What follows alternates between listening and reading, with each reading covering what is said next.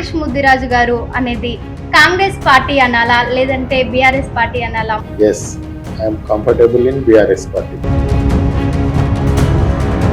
సామాన్య కార్యకర్తలాగా ఉంటున్నందుకు మీరు ఎలా ఫీల్ అవుతున్నారు? తెలంగాణ రాష్ట్రం అన్న ఒక గ్రంథం ఉంటే దాని కవర్ పేజీ, చివరి పేజీ, ముందు మాట, చివరి మాట, అందులో ఉన్న ప్రతి అక్షరము, ప్రతి పదము కేసీఆర్. కేసీఆర్ పైన అసలు మీ వ్యక్తిగతంగా అభిప్రాయం ఏంటి? చరిత్ర సృష్టించిన వ్యక్తి, తెలంగాణ రాష్ట్రాన్ని తీసుకొచ్చి భారతదేశం చిత్రపటంలో తెలంగాణ రాష్ట్రాన్ని సాధించి చిత్రపటంలో నిలిపిన వ్యక్తి కేసీఆర్. కాంగ్రెస్ పార్టీ 2023లో ఇచ్చినటువంటి 6 గ్యారెంటీల పైన ఒక కళ్ళబొల్లి మాటలు, ఒక ప్రజలను నమ్మించాలనే ప్రయత్నంతో అధికారంలోకి వచ్చింది. గతంలో చూసుకున్నటువంటి బీఆర్ఎస్ పార్టీ పంజాబ్ రాష్ట్రాన్ని తలదన్ని తెలంగాణ ప్రభుత్వం ముందుకు వెళ్తుందంటే కేసీఆర్ గారి ముందు చూపు, కేసీఆర్ గారు పిలిచింది. కవిత గారి వల్ల పార్టీకి నష్టమే అంటారు. ఆలోచించి మాట్లాడాలి. ఇన్ని అంశాలపైన ఇన్ని ప్రెస్ మీట్లు పెట్టి ఇంత గానం ఆమె కాంగ్రెస్ కంటే ఎక్కువ మా బీఆర్ఎస్ పార్టీ పైనే నిందలు వేస్తుంది. బీజేపీ కాంగ్రెస్ రెండింటి మధ్య ఉన్న బాండింగ్ పైన బీజేపీ కాంగ్రెస్ రెండు అవిభక్త కలవలు, బడే బై చోటే బై లాగా వాళ్ళ బాండింగ్ నడుస్తుంది. రాష్ట్రంలో బీజేపీ అధికారంలోకి వస్తుందని బీజేపీ వాళ్ళు అంటున్నారు. తెలంగాణ రాష్ట్రంలో బీజేపీ అధికారంలో రావడం అనేది కళ. తెలంగాణలో బీజేపీ వాడిపోయిన పువ్వు, రెక్కలు విరిగిన కమలం. సడన్ గా పార్టీ చేంజ్ చేయడానికి కేవలం ఎమ్మెల్యే టికెట్ రాకపోవడమే అంటారా? ఎమ్మెల్యే టికెట్ కూడా ఒక కారణం. గత 2 సంవత్సరాల బీఆర్ఎస్ పార్టీ పనితీరు మీరు మా వర్కింగ్ ప్రెసిడెంట్ కేటీఆర్ గారి నాయకత్వంలో బిల్ట్ అయిన అగచర్లు అయినా సెంట్రల్ యూనివర్సిటీ భూములను కాపాడమే కాకుండా గ్రూప్ 1 విద్యార్థులకు అన్యాయం జరుగుతూ కూడా వారి పక్షాన కూడా నిలబడి పోరాడారు. ఇప్పుడు రేవంత్ రెడ్డి గారి పైన అసలు మీ వ్యక్తిగత అభిప్రాయం ఏంటి? రేవంత్ రెడ్డి గారు రాజకీయాలకు అతీతంగా అతను ముఖ్యమంత్రి కావాలని ఆశ ఉండే, ముఖ్యమంత్రి గోల్ రీచ్ అయింది. ముఖ్యమంత్రి గారు ప్రజా వ్యతిరేక నిర్ణయాలతో ఇంత తొందరగా వ్యతిరేకతను కూడగట్టుకోవడం. కేటీఆర్ అండ్ హరీష్ రావు పైన అసలు మీ వ్యక్తిగత అభిప్రాయం ఏంటి? భారతదేశంలో ఉన్న ఐటీ మినిస్టర్ల వాళ్ళందరికీ బెస్ట్ ఐటీ మినిస్టర్ అంటే కేటీఆర్. అతను తీసుకొచ్చిన విదేశీ సంస్థల వల్ల తెలంగాణ పర్ క్యాపిటల్ తలసరి ఆదాయం కూడా గణనీయంగా పెరిగింది. కేటీఆర్ గారు తెలంగాణ యూత్ కి ఒక ఐకాన్ లాగా. హరీష్ రావు గారు 24/7 జర్నీ ఫర్ జస్టిస్, పేద ప్రజల పక్షాన పోరాటం. అసెంబ్లీ కూడా కలగలాడిస్తారు హరీష్ రావు. చాలా అంటే చాలా ఇంటెలిజెంట్ పొలిటీషియన్స్ ఇద్దరు. కాంగ్రెస్ పార్టీలో అసలు మీ రీఎంట్రీ ఎప్పుడు? ఇప్పుడు బీఆర్ఎస్ పార్టీలో హ్యాపీగా ఉన్నాను. కాంగ్రెస్ పార్టీలో రీఎంట్రీ అనేది ఆలోచన లేదు. బీఆర్ఎస్ పార్టీలో ఐఎమ్ కంఫర్టబుల్. హాయ్ హలో నమస్తే, వెల్కమ్ టు టైమ్ 24x7. మరి ఈ రోజు మన ముందున్నారు నాగేష్ ముద్దిరాజు గారు, బీఆర్ఎస్ పార్టీ రాష్ట్ర నాయకుడు. సో తనతో మాట్లాడే ప్రయత్నం చేద్దాం. నమస్తే అన్న. నమస్తే. ఎలా ఉన్నారు? బాగున్నా, ఫైన్. మీరు ఎలా ఉన్నారు? చాలా బాగున్నాము. చెప్పండి. అసలు ఇంతకీ నాగేష్ ముద్దిరాజు గారు అనేది కాంగ్రెస్ పార్టీ అనాలా లేదంటే బీఆర్ఎస్ పార్టీ అనాలా? మొత్తానికైతే బీఆర్ఎస్ పార్టీలో సెట్ అయినట్టేనా? ప్రెసెంట్ ఎప్పుడైనా కూడా పక్కా Nagesh Mudiraj BRS party. Yes, I'm comfortable in BRS party. కాబట్టి బీఆర్ఎస్ పార్టీ నాగేష్ ముద్దిరాజ్ అని అన్నారు. చెప్పండి. దాదాపు 30 సంవత్సరాల కాంగ్రెస్ పార్టీలో ఉండి ఈ స్థాయి నుండి రాష్ట్ర కాంగ్రెస్ పార్టీ ప్రధాన కార్యదర్శిగా ఉండి మరి ఇప్పుడు సడన్ గా పార్టీ చేంజ్ చేయడానికి కేవలం ఎమ్మెల్యే టికెట్ రాకపోవడమే అంటారా? కేసీఆర్ గారి పరిపాలన, కేసీఆర్ గారి ముందు చూపు, కేసీఆర్ గారి కార్యదక్షత ఇవన్నీ చూసి టీఆర్ఎస్ పార్టీలో జాయిన్ కావాలనిపించింది. ప్రజలు కూడా, తెలంగాణ ప్రజలు కూడా కేసీఆర్ గారి పట్ల ఎంతో నమ్మకము, మంచి పరిపాలన అందిస్తున్నాడని ఒక నమ్మకంతో బీఆర్ఎస్ పార్టీలో జాయిన్ కావడం జరిగింది. ఎస్, మీరు అన్నట్టు ఎమ్మెల్యే టికెట్ కూడా ఒక కారణం పార్టీలో చేరడానికి. అనేకమైన ముఖ్య పదవులు చేసి ఇప్పుడు బీఆర్ఎస్ పార్టీలో ఒక సామాన్య కార్యకర్తలాగా ఉంటున్నందుకు మీరు ఎలా ఫీల్ అవుతున్నారు? ఉద్యమం ద్వారా తెలంగాణ సాధించిన తర్వాత బీఆర్ఎస్ పార్టీలో క్రమశిక్షణ ఎక్కువ ఉంటుంది. కాంగ్రెస్ పార్టీ అట్లా ఉండదు. ఢిల్లీ నుంచి గల్లీ దాకా వాక్ స్వాతంత్రం. 30 సంవత్సరాలు కాంగ్రెస్ పార్టీలో చేశాక 2 సంవత్సరాలు బీఆర్ఎస్ లో అయింది కదా. అంటే అట్లాంటి కాదు, కానీ ప్రతి సందర్భంలో కూడా కాంగ్రెస్ పార్టీ చేస్తున్న ప్రజా వ్యతిరేక విధానాలను ప్రతి ఒక్క స్టేజ్ పైన కాంగ్రెస్ పార్టీని విమర్శిస్తున్నాం, ఎక్కడ కూడా వదులుతలేము. కాంగ్రెస్ పార్టీ 2023లో ఇచ్చినటువంటి 6 గ్యారెంటీల పైన అసలు మీ అభిప్రాయం ఏంటి? ముఖ్యంగా కాంగ్రెస్ పార్టీ 6 గ్యారంటీలతో పాటు ఇంకా మీకు తెలియని విషయం 420 హామీలు దాదాపు ఇవన్నీ చెప్పి ఒక కళ్ళబొల్లి మాటలు ఒక ప్రజలను నమ్మించాలనే ప్రయత్నంతో అధికారంలోకి వచ్చింది. ప్రజలు కూడా సరే ఒక అవకాశం ఇద్దాము, తెలంగాణ తెచ్చిన పార్టీ కదా అని ప్రజలు కూడా విశ్వసించారు. దానికి తోడు ఏవైతే 6 గ్యారంటీల ద్వారా అధికారంలోకి వచ్చిన కాంగ్రెస్ పార్టీ అధికారంలోకి వచ్చినాక ఒకటంటే ఒక గ్యారంటీ, ఒకటి 6 గ్యారంటీలు నాకు తెలిసి ఉచిత బస్సు ఒకటి ఏదో దానిపైన ఒక పథకం దాన్ని ఇంప్లిమెంట్ చేశారు. అది కూడా ఎంత అన్యాయం అంటే మహిళలకు ఉచిత బస్సు ఇస్తున్నారు, మగవారి దగ్గర డబుల్ రెట్టింపు వసూలు చేస్తున్నారు. కాబట్టి ఉచిత బస్సు అది కూడా ఫెయిల్ అయింది. ఈ 6 గ్యారంటీలో ఉన్న రైతు రుణమాఫీ, రైతు బంధు అవి ఏదైనా కూడా ఇప్పటి వరకు దానిపైన సమగ్రమైన దానిపైన వాళ్ళు చర్చించలేదు, దాన్ని ఏది ఇంప్లిమెంట్ చేయలేదు. సరే రైతు రుణమాఫీ అంటారా, అందులో కూడా 50% కంటే తక్కువనే ఇచ్చారు. రైతు బంధు అంటే ఇప్పటి వరకు కూడా వేయలేదు. ఇంకా 2-3 రైతు బంధువులు ప్రతిదీ ఎగ్గొట్టడమే, దేనిపైన కూడా వారికి సరైన అవగాహన లేదు.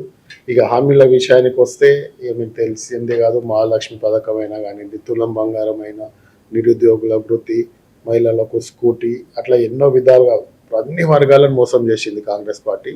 ఒక వర్గం అని కాదు, రైతులని, విద్యార్థులని, నిరుద్యోగులని, లాస్ట్ కు ఉద్యోగులకు వచ్చే రిటైర్మెంట్ బెనిఫిట్స్ కూడా ఇవ్వకుండా కాలయాపన చేస్తుంది. వాళ్ళని అందరినీ చాలా బాధ పెడుతుంది, ఇబ్బందులకు గురి చేస్తుంది.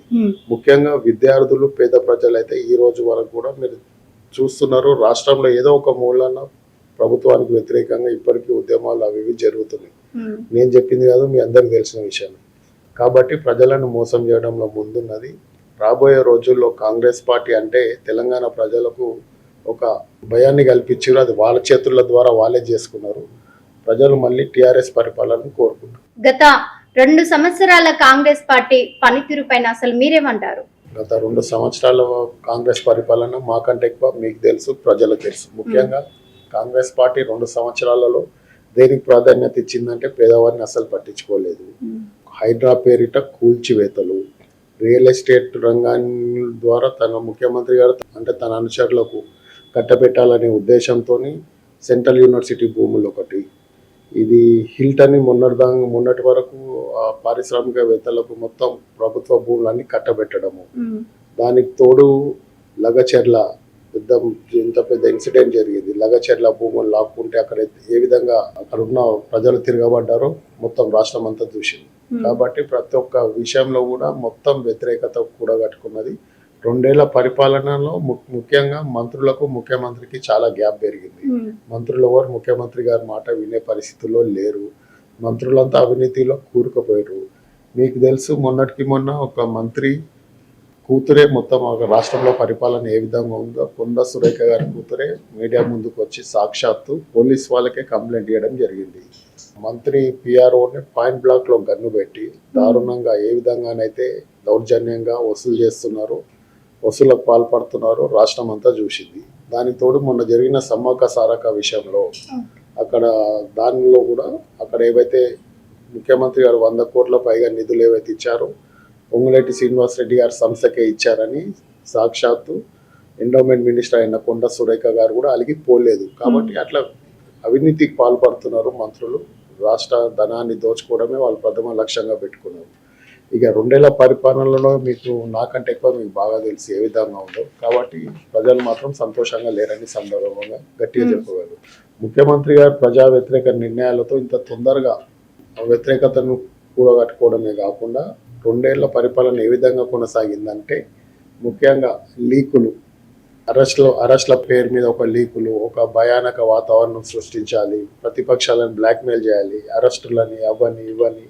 ఇంకోటి డైవర్షన్ పాలిటిక్స్, అతను పరిపాలనను పక్కన పెట్టి ఇష్యూని డైవర్ట్ చేయడానికి పెద్ద పీట వేసింది కాంగ్రెస్ పార్టీ, రేవంత్ రెడ్డి ప్రభుత్వం.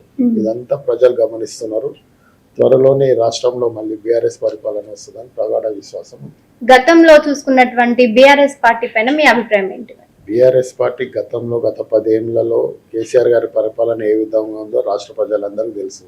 మీరు సోషల్ మీడియాలో ఇప్పటికి కూడా మీరు సోషల్ మీడియాలో కేసీఆర్ గారి పైన ఏ విధంగా అభిమానము, ఆప్యాయత ప్రజలు చూపిస్తున్నారో మీరు అందరు సాక్ష్యము. కేసీఆర్ గారు తన మేనిఫెస్టోలో పెట్టింది అమలు చేయడమే కాకుండా మేనిఫెస్టోలో పెట్టనివి కూడా తెలంగాణ ప్రజలకు దళిత బంధు అయినా కానివ్వండి, కేసీఆర్ కిట్ అనే కానివ్వండి, అట్లా ఎన్నో పథకాలు కేసీఆర్ గారు ప్రవేశపెట్టిన పథకాలు గత 10 సంవత్సరాలలో ప్రతి పేదవాడి గడపని తాకింది. షాదీ ముబారక్ అయినా కానివ్వండి, ఈ రైతు రుణమాఫీ, రైతు బంధు, కేసీఆర్ కిట్, అట్లా ఎన్నో పథకాలను ప్రవేశపెట్టి పేద ప్రజలను ఆదుకోవడంలో కేసీఆర్ గారు ముందున్నారు. 10 ఏళ్ల పరిపాలనలో మీకు తెలుసు, ఇంటింటికి నల్లా కనెక్షన్ ఇచ్చారు. ఒక్క రోజు కూడా పవర్ లేకుండా నాణ్యమైన విద్యుత్ని సరఫరా చేశారు. ముఖ్యంగా కాళేశ్వరం అనే ఒక గొప్ప ప్రాజెక్ట్ని, ప్రపంచంలోనే 1000 నోళ్లతో పొగిడే కాళేశ్వరం అనే ఒక గొప్ప ప్రాజెక్ట్ని నిర్మించడమే కాకుండా తద్వారా కొన్ని లక్షల ఎకరాలకు నీరు అందించారు. దాని ఫలితమే ఈరోజు భారతదేశంలో తెలంగాణ నంబర్ 1 ఉంది ధాన్యం ఉత్పత్తిలో. పంజాబ్ రాష్ట్రాన్ని తలదన్ని తెలంగాణ ప్రభుత్వం ముందుకు వెళ్తుందంటే అది కేసీఆర్ గారి ముందు చూపు, కేసీఆర్ గారి విజయం. గత 2 సంవత్సరాల బీఆర్ఎస్ పార్టీ పనితీరు మీరు సంతృప్తిగా ఉన్నారా? చాలా సంతృప్తిగా ఉన్నాం, అందులో ఏ మాత్రం అనుమానం లేదు. రెండు సంవత్సరాల నుంచి ప్రజల పక్షాన బీఆర్ఎస్ పార్టీ పోరాడుతుంది. మీకు తెలుసు, సెంట్రల్ యూనివర్సిటీ భూములను కాపాడమే కాకుండా లగచర్ల బాధితులకు పార్టీ అండగా ఉంది. మా వర్కింగ్ ప్రెసిడెంట్ కేటీఆర్ గారి నాయకత్వంలో హిల్ట్ అయినా, లగచర్ల అయినా, సెంట్రల్ యూనివర్సిటీ భూముల పైన కూడా ఉద్యమాలు చేశారు. ముఖ్యంగా గ్రూప్ 1 విద్యార్థులకు అన్యాయం జరిగితే కూడా వారి పక్షాన కూడా నిలబడి పోరాడారు. బీఆర్ఎస్ పార్టీ 2 సంవత్సరాల నుంచి ప్రభుత్వం పైన అనేక అంశాల వారిగా వారి పైన ఒత్తిడి తేవడమే కాకుండా వారి ద్వారా మంచి పరిపాలన అందించాలనే ఒక ఉద్దేశంతో ప్రజల పక్షాన బీఆర్ఎస్ పార్టీ పోరాటం కొనసాగిస్తుంది. కవిత గారి వల్ల పార్టీకి నష్టమే అంటారా? కవిత గారు ఆమె ఎవరి ట్యాబ్లో పడ్డారో మాకైతే తెలియదు, దానిపైన సరైన అవగాహన లేదు. కానీ కవిత గారు కొంచెం ఏదైనా మాట్లాడే ముందు అవగాహనతో మాట్లాడాలి, ఆలోచించి మాట్లాడాలి. ఇన్ని అంశాలపైన ఇన్ని ప్రెస్ మీట్లు పెట్టి ఇంత గానం ఆమె కాంగ్రెస్ కంటే ఎక్కువ మా బీఆర్ఎస్ పార్టీ పైనే నిందలు వేస్తుంది. నిందలు వేసినంత మాత్రాన దాన్ని ప్రూవ్ చేయాలి. ఏదో మనం అన్నాం కదా అని మనం మాట్లాడుకోకపోతే రేపటి రోజు ఆమె ప్రెస్ మీట్ కూడా పెద్ద విలువ ఉండదు. కాబట్టి కవిత గారు, కేసీఆర్ గారు లేకపోతే కవిత గారు లేనే లేరు. ఆమె ఏం ఆశించి ఈ విధంగా బీఆర్ఎస్ పార్టీని పైన నిందలు వేస్తుందో ఆమెను ఒకసారి అంతర్మదనం చేసుకోవాలని మేము అనుకుంటున్నాం. రాష్ట్రంలో బీజేపీ అధికారంలోకి వస్తుందని బీజేపీ వాళ్ళు అంటున్నారు, దీనిపై మీ అభిప్రాయం ఏంటి? తెలంగాణ రాష్ట్రంలో బీజేపీ అధికారంలో రావడం అనేది కళ. తెలంగాణలో బీజేపీ వాడిపోయిన పువ్వు, రెక్కలు విరిగిన కమలం, అది ఇంపాసిబుల్ వచ్చేది. ఎందుకు ఈ మాట చెప్తున్నానంటే గత 2 సంవత్సరాల నుంచి రాను రాను బీజేపీ ఓట్ బ్యాంక్ తగ్గిపోతుంది. వాళ్ళు ఎంతసేపు దేశము దేవుడిని పెట్టి దేవుని పేరు పైన ఓట్లు అడుకోవడమే తప్ప అభివృద్ధి చేయాలి, ఏదో రాష్ట్రాన్ని ముందుకు తీసుకుపోవాలని ఏ కోశాన లేదు. పాపం వాళ్ళ అధిష్టానం ఏమో వీళ్ళకి పెద్ద పెద్ద పదవులు ఇచ్చింది, వీళ్ళు ఏదో తెలంగాణకు ఉదయపెడతారని కిషన్ రెడ్డికైనా, లక్ష్మణ్ గారికైనా, రామచంద్రరావు గారైనా, బండి సంజయ్కైనా తెలంగాణలో వీరు ఏదో సాధిస్తారని తెలంగాణ పేరు పైన వాళ్ళకి పదవులు వచ్చినాయి. కాబట్టి ఎంత చేసినా కూడా ఇక్కడ మాత్రం తెలంగాణ ప్రజలు చాలా విఘ్నులు, సౌమ్యులు, అన్ని గమనిస్తారు. అభివృద్ధికే వాళ్ళు కట్టుబాటు ఉంటారని ఈ సందర్భంగా నేను మీకు చెప్పుకుంటున్నా. ముఖ్యమైన విషయం ఏంటంటే బీజేపీ పార్టీ అధికారంలోకి వచ్చేది మాత్రం ఇప్పట్లో మాత్రం జరగని పని. ఇప్పుడు చూసుకున్నట్టయితే బీజేపీ కాంగ్రెస్ రెండింటి మధ్య ఉన్న బాండింగ్ పైన మీ అభిప్రాయం ఏంటి? తెలంగాణలో ఉన్న ప్రతి ఒక్క పౌరునికి తెలుసు, ప్రజలకు తెలుసు, బీజేపీ కాంగ్రెస్ 2 అవిభక్త కలవలు. ఎందుకు ఈ మాట చెప్తున్నా అంటే చాలా సందర్భాలలో బీజేపీ పార్టీ కాంగ్రెస్ ప్రభుత్వాన్ని కాపాడుతుంది. మొన్న జరిగిన గ్రూప్ 1 విద్యార్థుల విషయంలోనైనా కూడా పెద్ద హైప్ క్రియేట్ చేసిండు బండి సంజయ్. లాస్ట్కి వచ్చే వరకు ఇంత అవకతవకలు జరిగినాయని మీడియా, ఎలక్ట్రానిక్ ప్రింట్ మీడియా మొత్తం రాష్ట్రం అంతా గగ్గోలు పెట్టినా, సాక్షాత్తు విద్యార్థులు రోడ్డుపైకి వచ్చి లాఠీ దెబ్బలు తిన్నా కూడా బండి సంజయ్ గారు దానిపైన కనీసం సిబిఐ విచారణ అడగలేదు. సిబిఐ విచారణ అడిగితే అందులో ఉన్న ఎమ్మెల్యేలు, మంత్రులు మొత్తం అందులో ఉన్న అవినీతి అంతా బయటకు వస్తుంది. ఇండైరెక్ట్గా బీజేపీ బండి సంజయ్ గారి కాంగ్రెస్ ప్రభుత్వాన్ని కాపాడారు. కాబట్టి బీజేపీ కాంగ్రెస్ అవిభక్త కలవలు. దానికి తోడు మొన్న ఏవైతే ప్రభుత్వం పాలసీ రూపంలో రియల్ ఎస్టేట్ మారుద్దామని భూములని ఏదైతే చేజిక్కించుకోవాలని చూసిన సెంట్రల్ యూనివర్సిటీ భూములైనా కానివ్వండి, లగచర్ల అయినా కానివ్వండి, హిల్ట్ ఇండస్ట్రియల్ భూములైనా కానివ్వండి, దీనిపైన అవినీతి జరిగిందని బీజేపీ చెప్తుంది. కానీ ఎందుకు సిబిఐ విచారణ కోరతలేదు? ఒకసారి ఆత్మ పరిశోధన చేసుకోండి మీరు. మీకు తెలుస్తుంది కాబట్టి బీజేపీ పక్క కాంగ్రెస్ పార్టీని కాపాడుతుంది. ఇక Okay. కాంగ్రెస్ అంటారా, మీరు బీజేపీ కేంద్ర పాలిత రాష్ట్రాలైనా కానివ్వండి, ఎన్డీఏ రాష్ట్ర ముఖ్యమంత్రులైనా కానివ్వండి, మరి మోడీ ఎన్నిసార్లు వాళ్ళకి అపాయింట్మెంట్ ఇచ్చారో తెలియదు. కానీ ఇక్కడ ఉన్న రేవంత్ రెడ్డి గారు మోడీ గారికి అడగానే ఇమ్మీడియట్లీ అపాయింట్మెంట్ ఇస్తారు. కాబట్టి మోడీ గారు కాంగ్రెస్ పార్టీని తెలంగాణ రాష్ట్రంలో రేవంత్ గారు మోడీ గారికి, మోడీ గారు రేవంత్ గారికి ఇద్దరు ఇచ్చిపుచ్చుకునే ధోరణిలో రాష్ట్రాన్ని మొత్తం తీసుకుపోయి కాంగ్రెస్ ప్రభుత్వాన్ని రేపటి రోజు బీజేపీలో విలీనం చేస్తుందన్నా కూడా మనం దాంట్లో ఏమాత్రం మనకు సందేహం లేదు. అట్లా నడుస్తుంది వాళ్ళ బాండింగ్. మీరు అన్నారు కదా బాండింగ్, అలా ఉంది వాళ్ళది. బడే మియా చోటే మియా, బడే బాయ్ చోటే బాయ్ లాగా వాళ్ళ బాండింగ్ నడుస్తుంది. మరి ఇప్పుడు చూసుకున్నటువంటి 2023లో ఎన్నికల తర్వాత ఇప్పటి వరకు జరిగిన ఎన్నికల పైన బీఆర్ఎస్ పార్టీ పనితీరు ఎలా ఉంది అంటున్నారు? 2023 అసెంబ్లీ ఎన్నికల తర్వాత బీఆర్ఎస్ పార్టీ గత 2 సంవత్సరాలలో అనేక విధాలుగా ప్రజల పక్షాన బీఆర్ఎస్ పార్టీ కొట్లాడుతుంది, రాబోయే రోజుల్లో కూడా కొట్లాడుతుంది. ఇక ఓట్ బ్యాంకు ఎన్నికలు అంటారా, ప్రతి ఎలక్షన్లో ప్రతి ఎన్నికల్లో బీఆర్ఎస్ పార్టీ ఓట్ బ్యాంక్ గణనీయంగా పెరుగుతుంది. మొన్న జరిగిన సర్పంచ్ ఎన్నికల్లో కానివ్వండి, బీఆర్ఎస్ పార్టీకి అనుకున్న దానికంటే ఎక్కువనే దానిపైన ఇంకా బీఆర్ఎస్ పెద్దలు కేటీఆర్ హరీష్ రావు గారు వాళ్ళు కొంత దృష్టి పెట్టారు. కానీ దాని తర్వాత కొంతమంది ఎమ్మెల్యేలు, మాజీ మంత్రులు ఎక్కువగా దృష్టి పెట్టలేదు. పార్టీ కూడా దానిపైన గట్టిగా దృష్టి పెట్టి ఉంటే 65% రేషియో మాకు వస్తుండే, 30-35% కాంగ్రెస్కి వస్తుండే.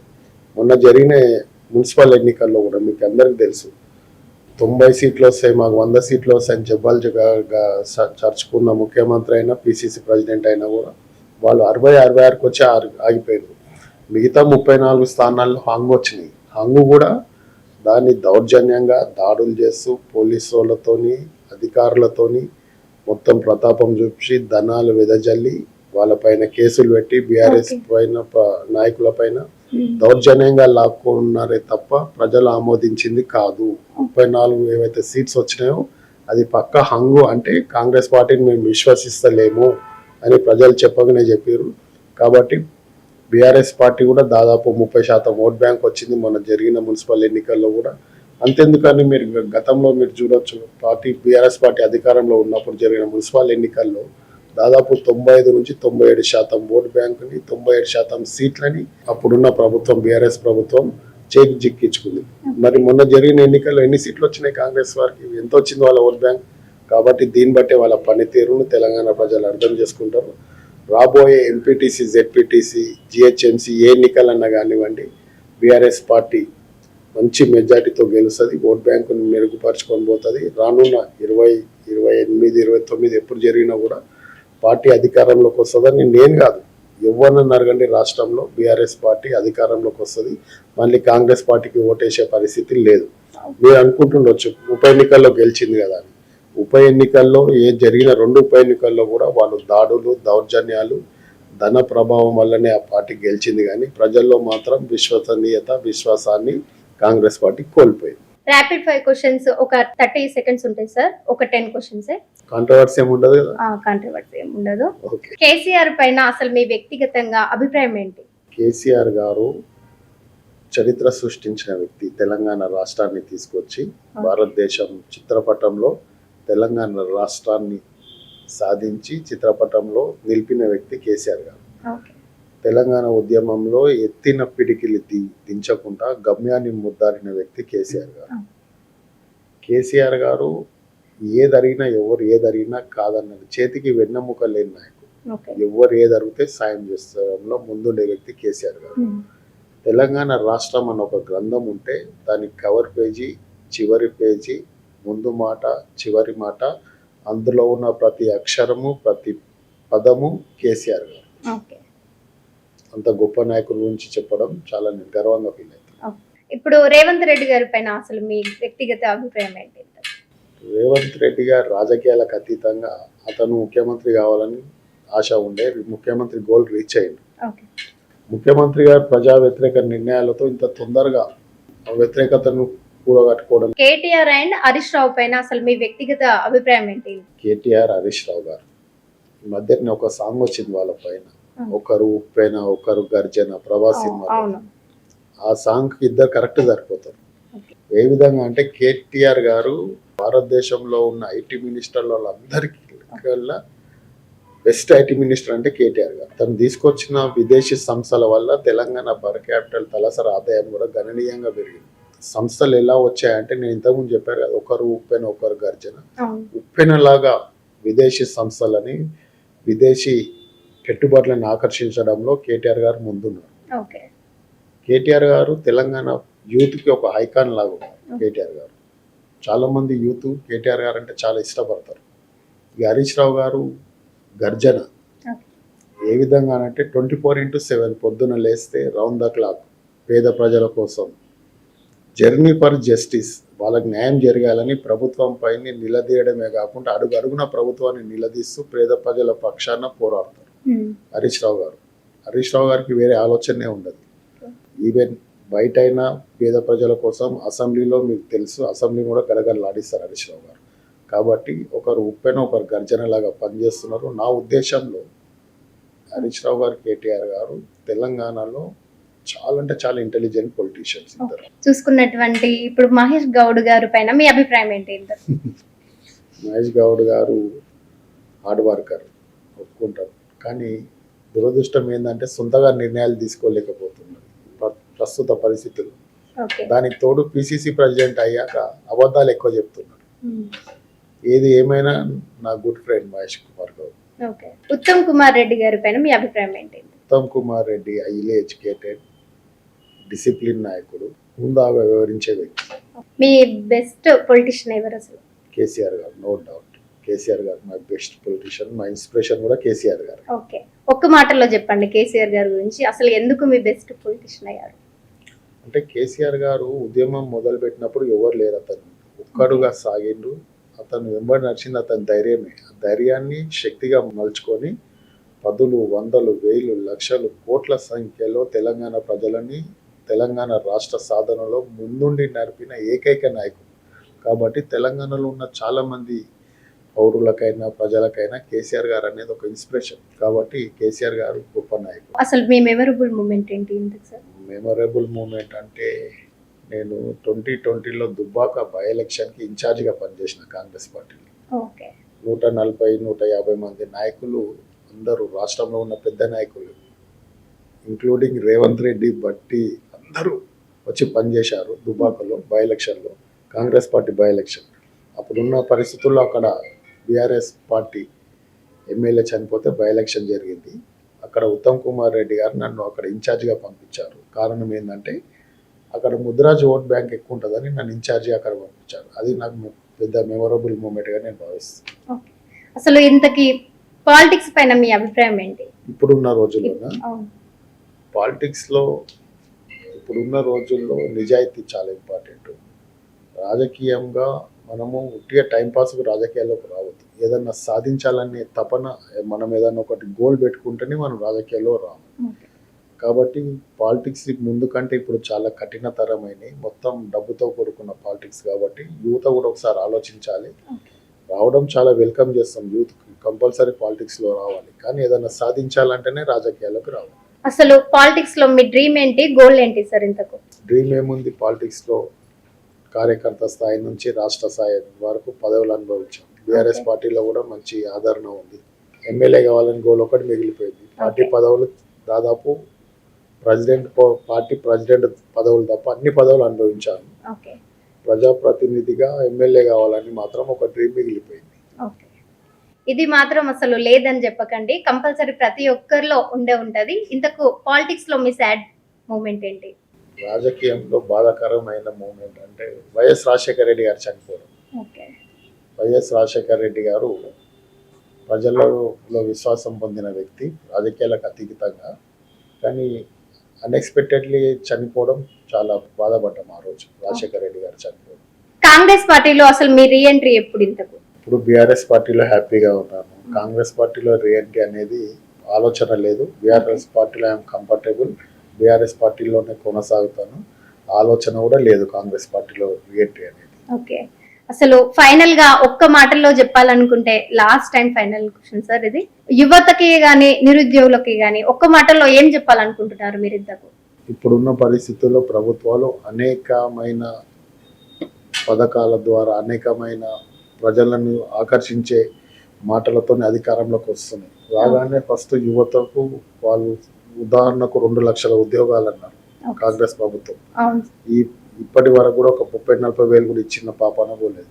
కాబట్టి ప్రభుత్వం ఇచ్చే ఉద్యోగాల పైన ఆశ పెట్టుకుంటూనే సమయం వృధా చేయకుండా మీరు తోచింది ఎందులోనైనా మీ గట్స్ బయటికి పెట్టి సమయం వృధా కాకుండా ప్రతి ఒక్కటి మీకు ఏది దొరికితే దానిపైన మీరు ముందుకెళ్ళాలి. ప్రభుత్వాలపైన ఆశ పెట్టుకుంటూ పోతే సంవత్సరాలు దాటిపోతాయి. మీరు మీలో ఉన్న ఆవేదన ఆక్రోశం పెరుగుతుంది. కాబట్టి మీరు టైం వేస్ట్ చేయకుండా ఏదో ఒకటి చేసుకుంటూ ముందుకెళ్ళాలి. ఈ రాష్ట్రానికి దేశానికి తోడ్పడాలి. థ్యాంక్ యూ సార్, మీ వాల్యుబుల్ టైం అండ్ మీ వాల్యుబుల్ వర్డ్స్ మాతో షేర్ చేసుకున్నందుకు. Thank you. షేర్ చేయండి, లైక్ చేయండి, సబ్స్క్రైబ్ చేయండి. మరిన్ని వీడియోల కోసం బెల్ సింబల్ పై క్లిక్ చేయండి.